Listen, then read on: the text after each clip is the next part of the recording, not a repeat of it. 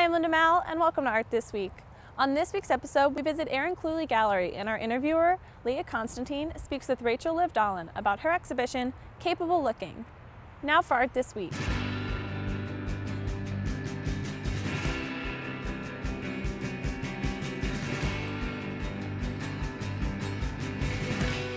Hi, I'm here with Rachel Livedalen to talk about her exhibition at the Erin Cluley Gallery called Capable Looking. Thank you for being here today. Yeah, thanks for having me. Well, first I want to ask about the various media that we see in this exhibition. You and I were talking about it earlier, how you have different pieces that you've been practicing with. Mm-hmm. And can you tell me what all of these media mean in the exhibition together as they contribute to our artistic narrative? Oh, so a lot of the pieces in the show involve screen printing. There are some larger screen prints on top of digital prints. There's also collaged screen prints that have been laser cut and assembled together. There's 3D prints, wax sculptural objects, and then these are screen prints on top of plexiglass. So I guess screen printing tends to be the unifying factor within the room. Unlike traditional screen printing or traditional printmaking, though, these are all unique prints. So I'm using screen printing as a way to quickly layer marks on top of one another, kind of bring in different pops of color, different imagery. So that tends to tie the works together. My background is in printmaking. And for me, whether I'm making a traditional print or I'm making a sculpture or a drawing or an installation, printed image and the repeatability of printmaking factors largely into the work. So I'm really interested in the printed image. So not just a photograph, but what happens when you blow up a photograph and you can see that it's actually made out of tiny little dots. And what happens when you print the same image over and over again and include the same type of object over and over again. It's that kind of likeness and repeatability that for me factors into my exploration of representations of identity, specifically femininity and girlhood and womanhood. So these images are kind of given to us over and over again, and so I'm repeating it back over and over again. And how do you use contemporary dialogues of feminism that you're witnessing today to influence your work, because you explore historic and mythological identities of feminism as well? Mm-hmm. Well, I'm thinking a lot about how femininity and how women are represented in pop culture, both very contemporary and distant and recent past. So I'm thinking a lot about what it was like to grow up in 1990s girl power movement.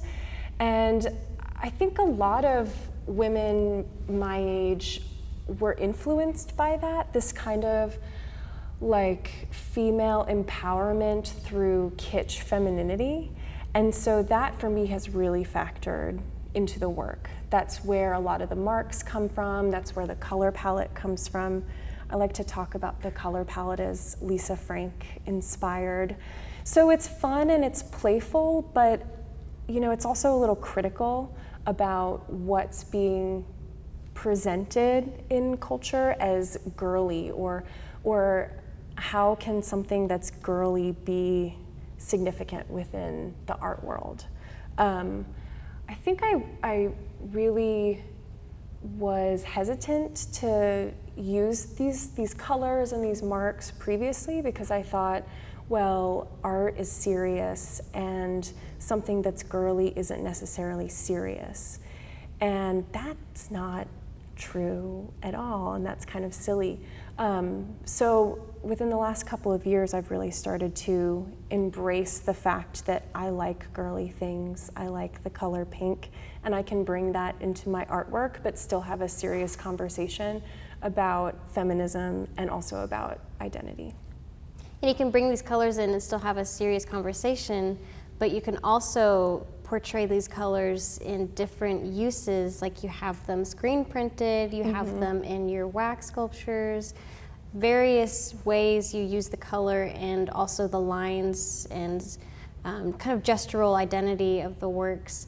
Would you say that it's challenging for you to approach an image and to try figuring out how these are going to be portrayed on it, or even with a sculpture, because things with sculpture 3D just become a little bit more difficult? Or do you think that you have already established a relationship with it and it's pretty easy to identify what you're going to put on top of it? Well, I think that's also where using screen printing process has helped, because I make my screens ahead of time, and I'll work with a number of screens all at once. So I have many different images at my disposal. And then in my studio, I'll grab the digital prints and I'll just start collaging things on top of the prints. So there's many times where the works don't work out because the layering of that kind of girl power inspired imagery just takes over the image too much, and there's not that push and pull relationship.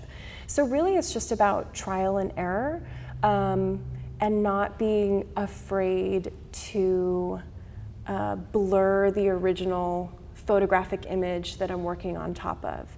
I think often, because they're works of art history, there's a sense that you want to be precious with those images, but really the layering almost brings them out and brings them into a different context. The sculptural pieces, we were chatting previously about how I will construct components of the sculptures on their own, and then when I get into the exhibition space or even in my studio, it's just about this sense of play, which I find really exciting, just playing with materials, assembling things in different ways, just seeing what works and what doesn't. And how do you hope your work will preserve dialogue for not only the female identity that you portray in these works, but also for female printmakers and creators, because you use things like sculpture and printmaking that are typically overshadowed by male counterparts in the field? Mm-hmm. That's a great question. Sculpture especially tends to be very male-driven.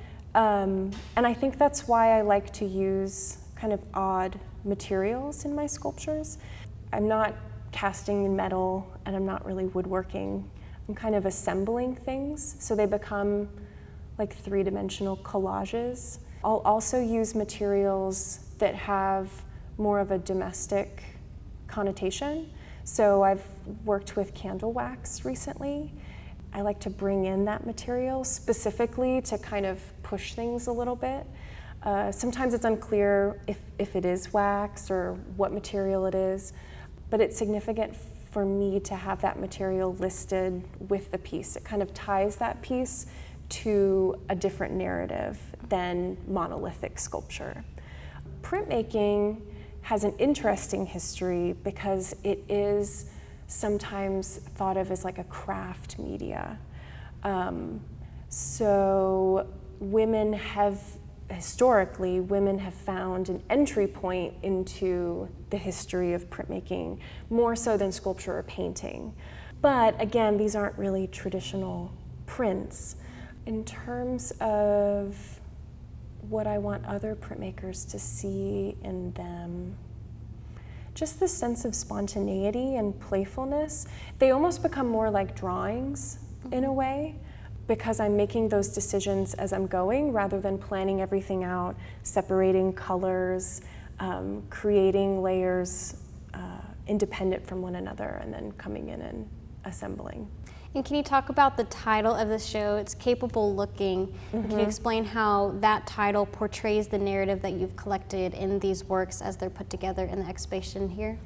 Yeah, so the title was pretty fun to select for me. So Capable Looking actually comes from Clueless. And so there's a line in Clueless where the main character says that she needs her most capable looking outfit to, I think, like a driving test. Mm-hmm. So I thought that was perfect to kind of make a little nod to that movie and kind of that era. But also the works being women within art history, The interesting thing about the Roman sculptures is the features of the women were enhanced. Octavia really didn't look like that. Her hair was, portrayed to be more in fashion. Different features were enhanced. Different uglier features were taken out. So they became these emblems of idealized womanhood. And so for me, this idea of being capable looking referenced both the Roman sculptures and the tie to 1990s girl power. And you also have some work at 500X right now, correct? I do. And is that an installation, it looks like? Somewhat, yeah. There's 3 different pieces, but they tend to be like their own little installations. And how would someone who wants to understand your work benefit from seeing this exhibition here at Erin Cluley Gallery, as well as what's on view at 500X? Mm-hmm. Well, the work was made simultaneously to one another. So there are certain elements here at Erin Cluley that are repeated back over at 500X. So at 500X, there's also laser cut screen prints that have been collaged together. The laser cut collages in this space are the pieces I actually cut out of the prints and assembled. And afterwards, I had the exterior parts of the prints, and I wanted to do something with that. So I just collaged those together, and those are displayed in a row over at 500X. So there's this kind of interior-exterior relationship within those works. There's also a big wall installation of fabric, which is a material that actually I didn't bring into this exhibition space. But like we were chatting earlier about sculpture and using sculptural materials that have more of this domestic or craft connotation, fabric to me really ties into that. So there's large fabric pieces that I designed and then had printed. So they're commercially printed fabrics. Also within that fabric piece, there's a small pillar that's been covered in Lisa Frank stickers that I've collected over the last couple of years. So again, that kind of playfulness next to icons of Western art history. Mm-hmm.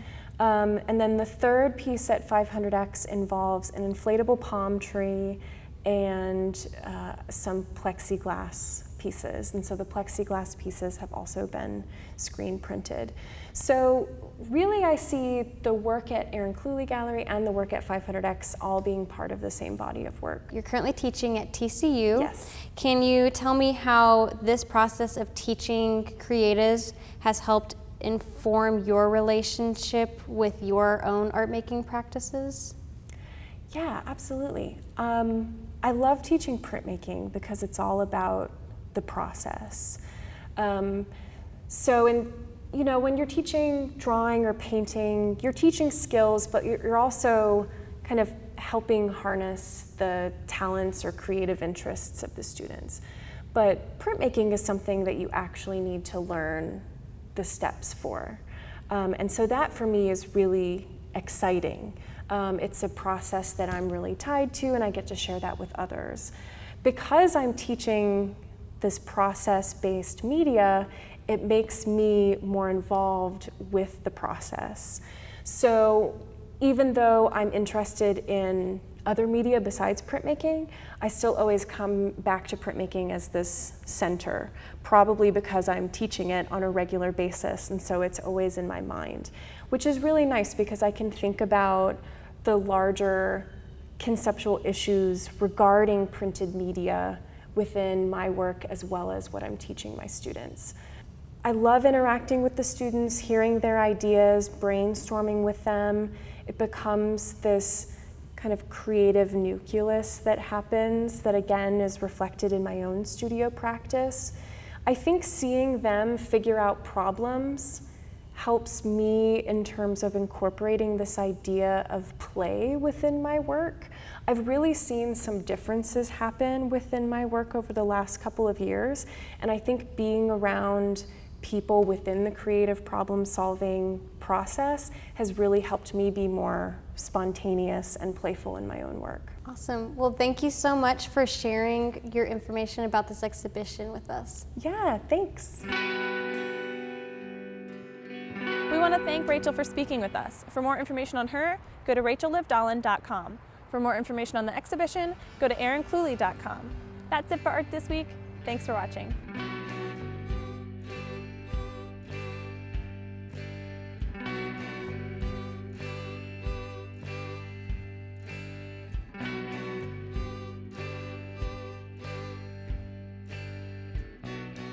I still got your Polaroid.